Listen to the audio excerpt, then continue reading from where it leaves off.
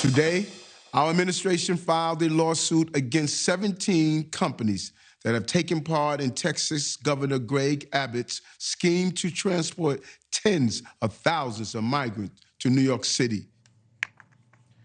That, of course, is the New York City Mayor Eric Adams earlier today announcing a $708 million lawsuit against 17 charter bus companies who helped transport more than 33,000 migrants from Texas to New York over the last 2 years. It comes on the same day House Democrats dropped a report detailing at least $7.8 million against Donald Trump's businesses that were received from 20 foreign governments while he was president. So you got $7.8 million with Trump, an allegation from Democrats, and then $708 million from the New York City mayor trying to sue for the state of Texas. A lot flying around. Mick Mulvaney, hello, come on in, sir.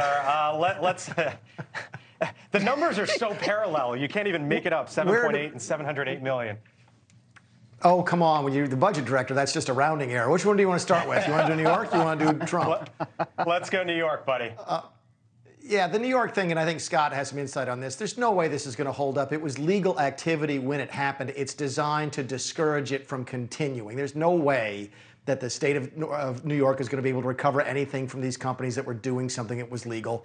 And it's in question as to whether or not New York even has the right to prevent interstate commerce from taking place. This is political. I get it. I understand it. If I were the mayor of New York, I'd probably be doing the same thing. But it's not a credible legal challenge. On the Trump thing, it's quite interesting because, again, the Supreme Court had a chance to weigh in on this. Okay, gotcha. Yeah, we'll separate Trump, and I'll get you in a second. But you agree with Mick there? Mick, I agree with him politically. There is a New York State statute or city statute on the consumer protection that specifically says transportation companies can't knowingly and in bad faith and intentionally bring people to New York if they don't have a means. Now, there's a big gap between that law and proving that, and I think you're right. It's going to be a long haul, but this is to put a chilling effect, as you say, on the bus companies to not participate in bringing these migrants. I'm surprised they didn't sue Texas and the governor, but that would have even been a weaker lawsuit. So Greg Abbott just responded. He said, this lawsuit is baseless and deserves to be sanctioned. It's clear that Mayor Adams knows nothing about the Commerce Clause of the U.S. Constitution or about the constitutional right to travel that has been recognized by the U.S. Supreme Court. You know, Blake, they're also a sanctuary city. You put that in the mix, there are a lot of defenses to why Texas can transfer these folks up there. But he's suing.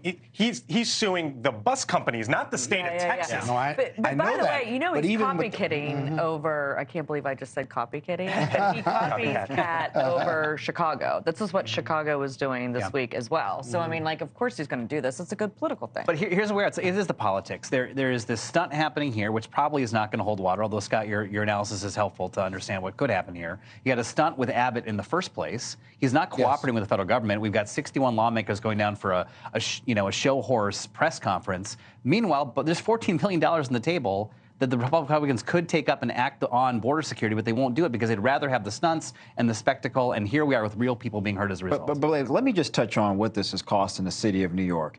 Mayor Adams said this is costing them $8 million per day to house over 30,000 migrants.